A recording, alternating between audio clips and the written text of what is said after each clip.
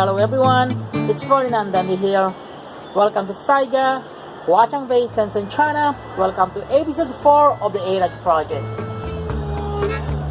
Episode 4 of the AATED project is about the hardware, the selection of shears and breakout board, and how to generate the man-machine interface or the MMI and the software. If you are following the AATED episode video, episode 1 is about the introduction about the project. I'm very sorry for the noise behind me. Episode 2 is the simple introductory about the interfacing of LEDs and relays to the Arduino Uno. And episode 3 is about the technical documentation of the project. So in episode 4, we will going to execute all of these informations that we have in episode 1, 2, 3. Let's go and take a look at it, what's inside episode 4. I am back into my working room, and I have with me is the AATED project. This is not the AATED project. Maybe I'm not so clear in the first 3 episodes of the AATED project video. Now, what I wanted to do exactly is that this AATED project, I wanted to recreate, making use of the plug-and-play modular board or shield of Arduino solution. Let's just see how it performs so we have an idea what we are going to do with the AATED project. Let's do that. So the overall system is in the standby mode right now. Nothing is going on until I'm going to start execute it. Let's do that. And you can see in here that the AT is saying that the power up the unit, and it is powering it up now. See that? Yes, you can see the LCD is just power on, and we can see some action here that the AT says that the execute AT testing now is in the active mode. Turn on the MP3. This MP3 here is the source of music signal, sine wave, and real music. And in the unit under test, we can see some information in there, and all of these functions here can be accessed using these 4 switches here. This is switch 1, 2, 3, and 4, and as you can see, it is automatically being pressed by an actuator controlled by this DR100 watt concept AT. And every push on the switches, there is an action in here at the LCD. Yes, it's decreasing the volume to minus 25 dB, and change the EQ to just and maximum the volume. And actually you can see the strength of the signal on the bar graph meter, and I just hook up the oscilloscope in here, and I can monitor the music being played. Let's wait for the maximum volume. Now it's going to maximum volume, and you can see that the volume is actually increasing on the oscilloscope. And as well, the unit under test is a project that is runs by an Intel 8051 core microcontroller with its dedicated program. And this program is the one that we are actually testing in here by accessing its different function in a pattern, in a cycle, and see whether the program is a lockup. The ATE can able to determine what time and what cycle and what sequence the test when the UUT will lock up. So basically that is the one that I wanted to recreate, making use of the Arduino solution platform. And the other project that I have here is called SAMUC, which is another project dedicated for amplifiers used in high fidelity. This is a smart amplifier manager driven by a microcontroller.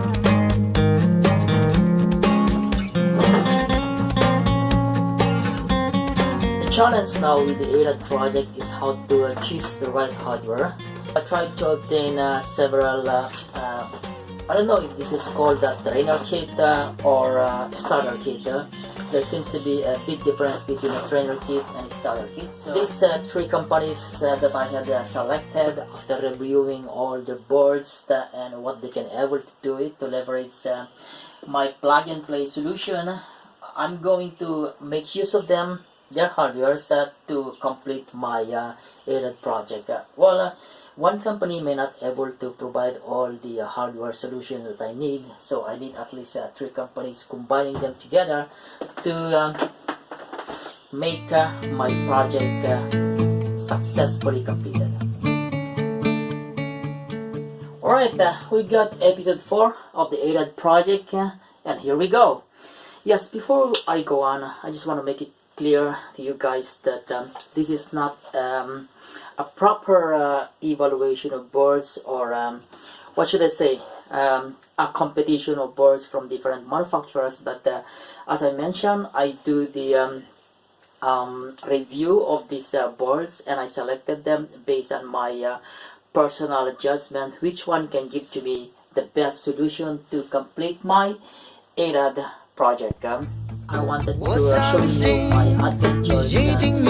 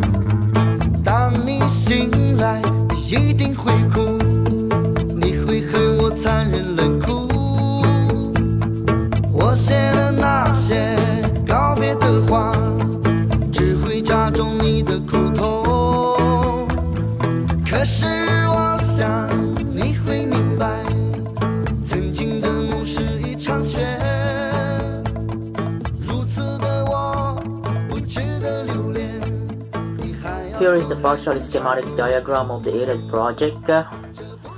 Let's see it. I'm sorry for the reflection. The left side of the Arduino Uno is the sensors and relay.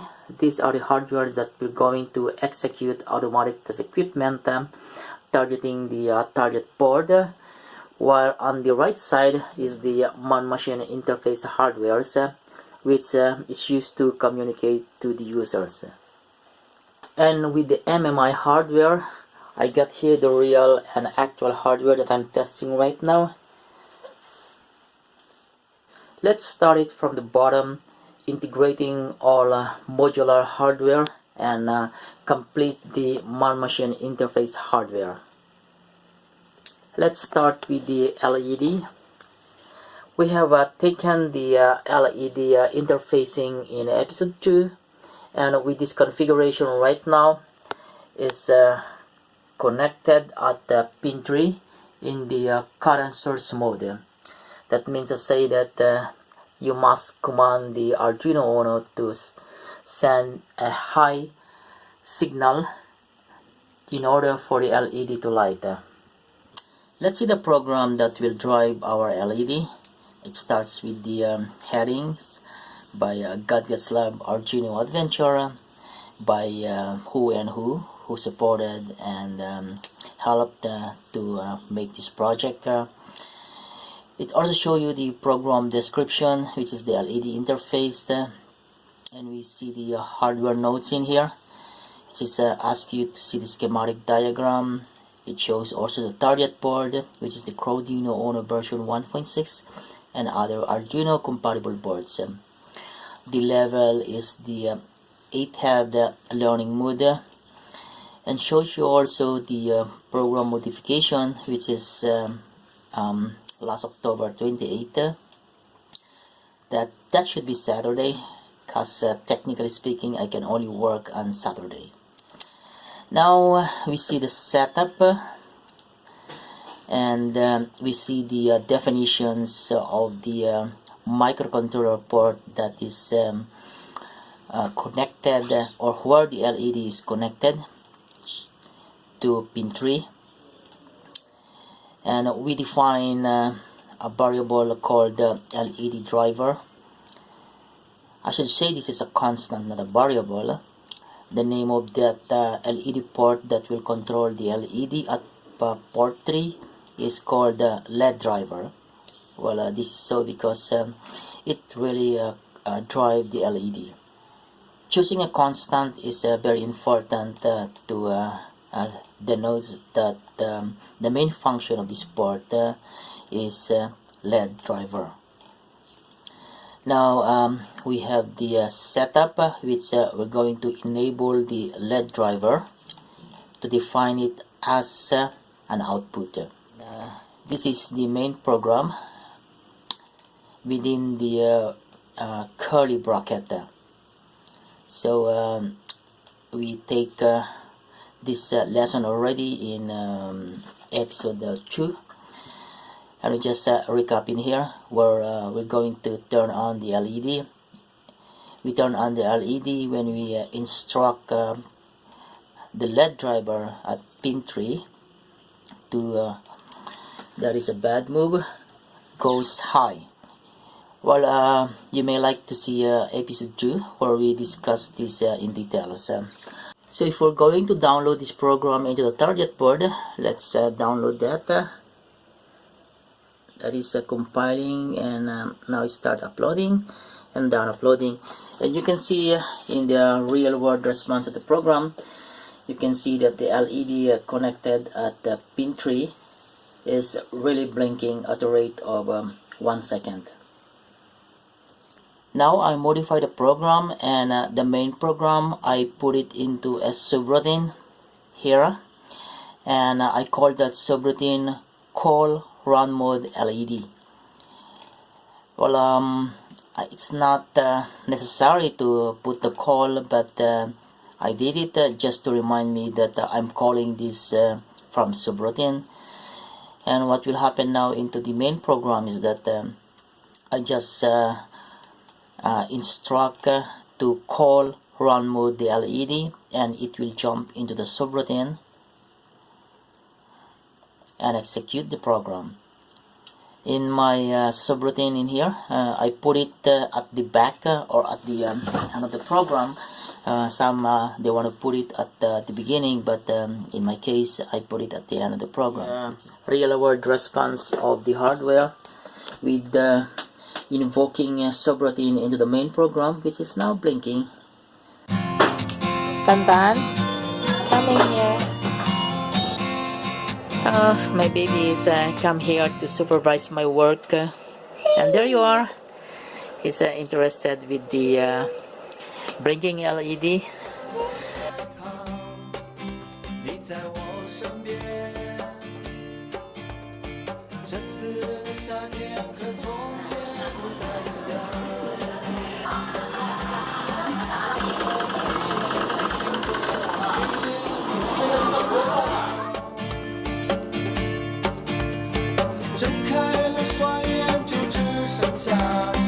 I got two kinds of switch module that is available in the market. One is a mechanical one, which is based on tach switch, and the other one is an electronic switch. It's a touch switch module one based on the chipset 223B, and this switch is connected to pin 12 of the Arduino Uno. Well, this is a switch, so you expect that the user will going to depress it or touch the touch switch module.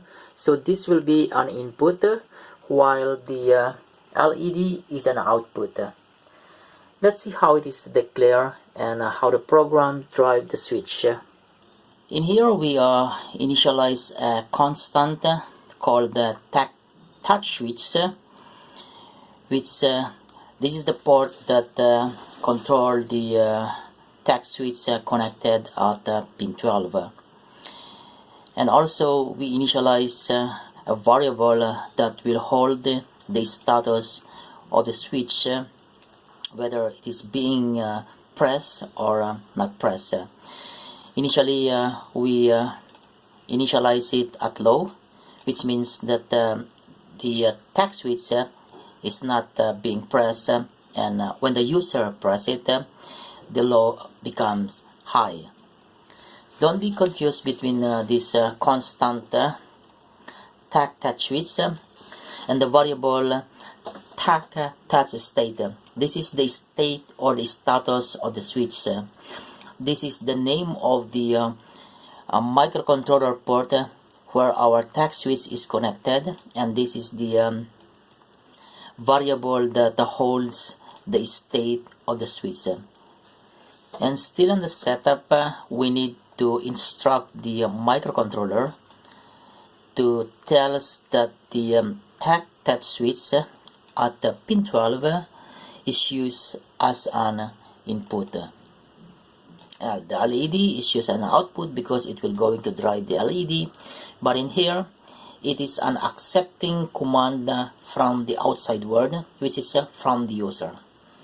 Now we have the main program, which is first we need to put the status of the switch into the variable tag touch state, which we use the command digital read. Now it is reading the status of the switch, whether somebody is pressing it or not, and the answer could be high or low. And in case that we use an if statement here, that the state of the switch is high, that means somebody pressed the switch, then it will goes into this curly bracket. This curly bracket will execute the command, which is invoking the subroutine, the LED, where it is, this one, invoking it into the main program to blink the LED 4 times.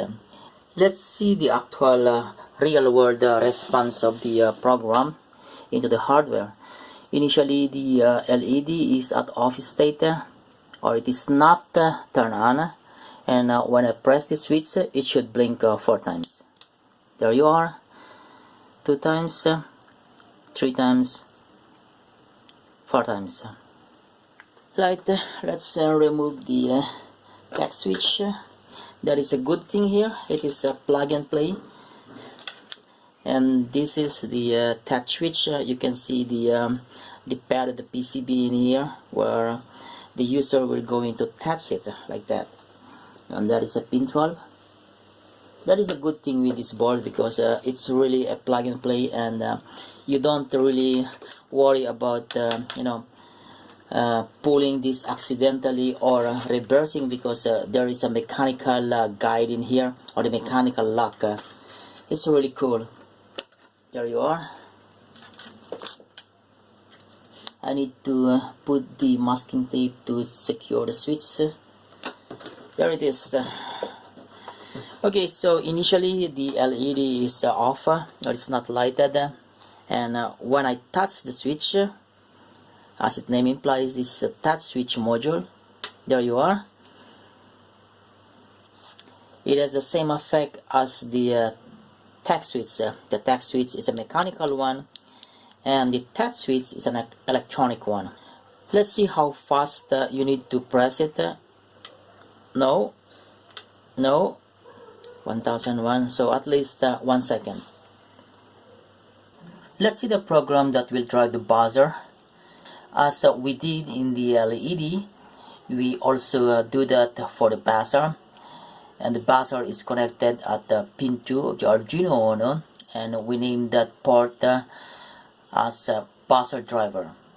It specifically says it's a buzzer, as we did with the LED, because in the LED we are driving an LED, and in here we are driving a buzzer.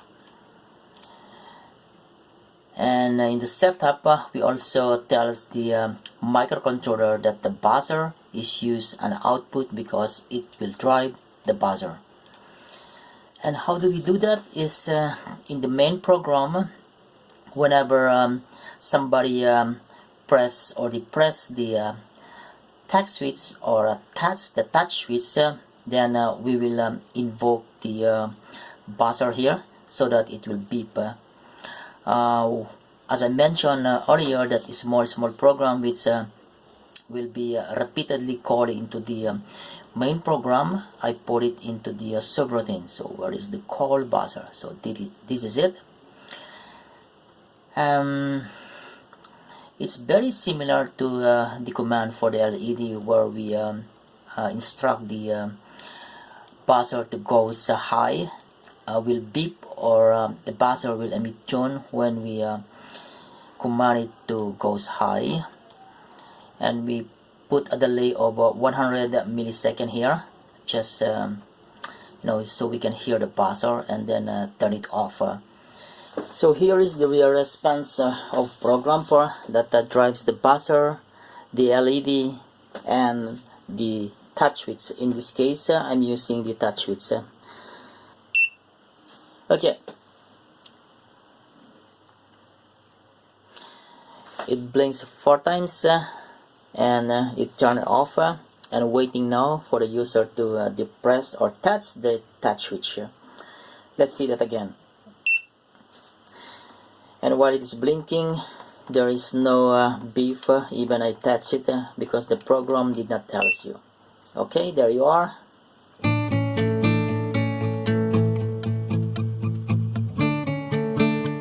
That's pretty good. Now I can drink my coffee.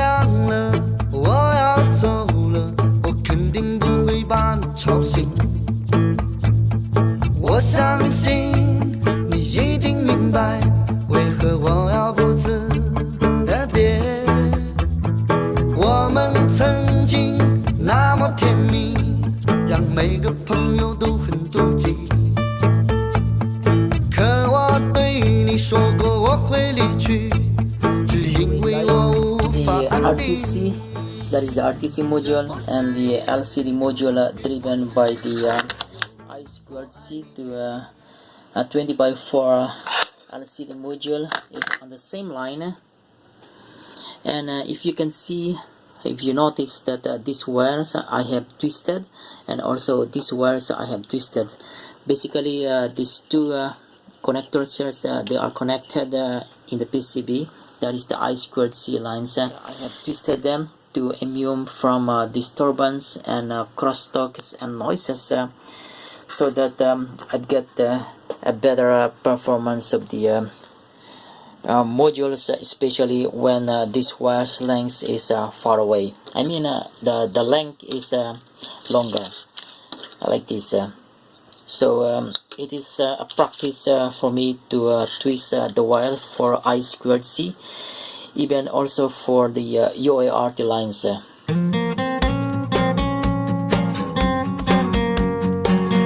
The temperature module is located at the left side of the Arduino Uno, which is considered as sensors. In my application, this is the system temperature sensor, and it's not a part of the man-machine hardware, which is located at the right side of the Arduino Uno.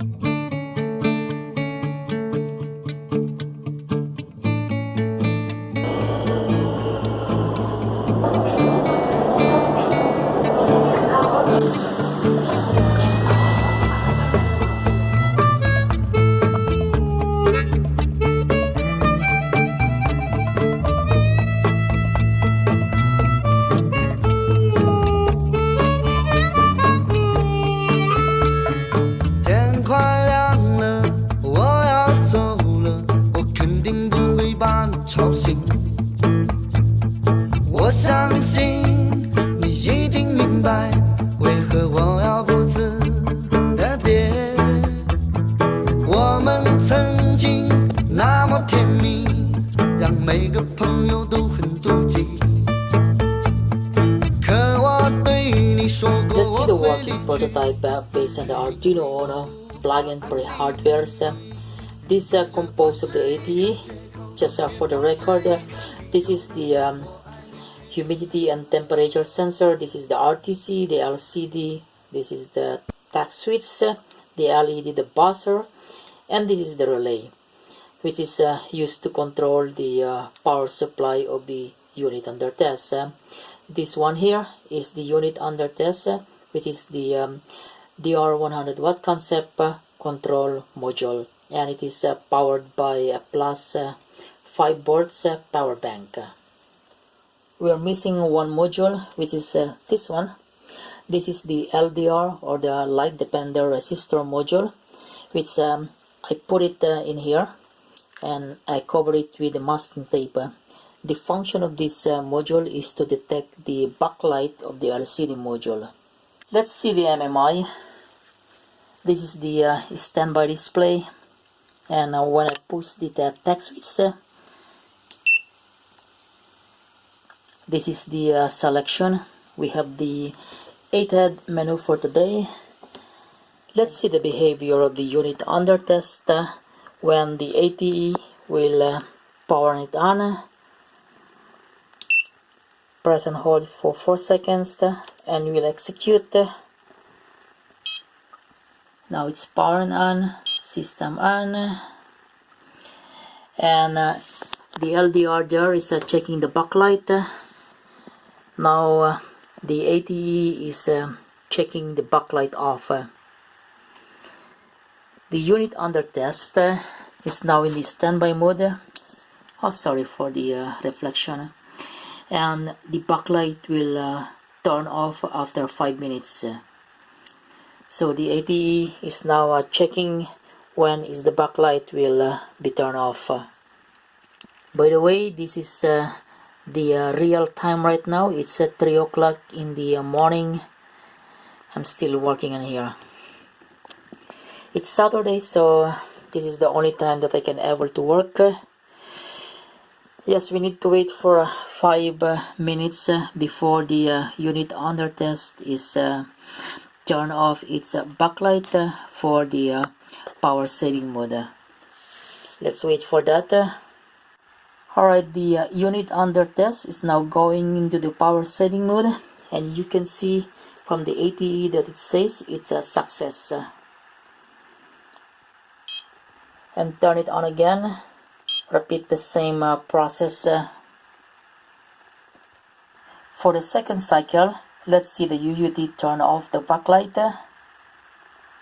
That's it. And the UUT or the ATE will sense it and it says success. And this is only for 2 cycles, and it says test end, and it was a success test. There is no any error. Let's see when there is an error. Let's just say that the UUT did not power on, or maybe there's something wrong on the reset, so it did not power on correctly.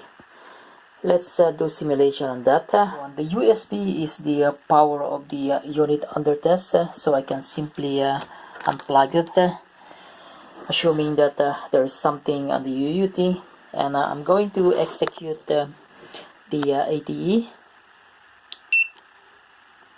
and choose number 1, the power on off cycle. Alright, it says checking the UUT, but there is no really response on it because the power is removed, and the relay in there is actually a closed circuit, but there is no DC power. So let's see what happened. It says error, and keep beeping with the buzzer, and the LED is also beeping, and you can see that the error is 01. Let's see the scenario that the temperature in the surrounding suddenly changes, just like something is going on, like fire, or the system is overheating. So I'm going to use a soldering iron to simulate the situation that the surrounding is getting hot, just like something is burning.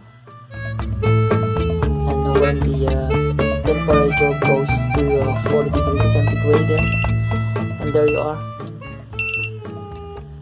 the system detected, and we're going to stop the UUT, stop and give you an error here. Let's see. It says overheating, and the error is 02. Hey, it's Ferdinand once again.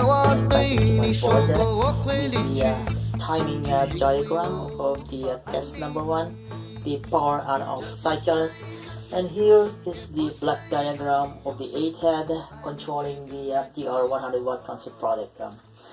Let's reverse the camera, but before that I want to show you what happened to my prototype DR100 watt concept project. I actually removed the control module from the front panel. This is the front panel, and I also removed the equalizer module. This is the equalizer module that is responsible for the tonal quality of the music. Alright, let's see the timing diagram.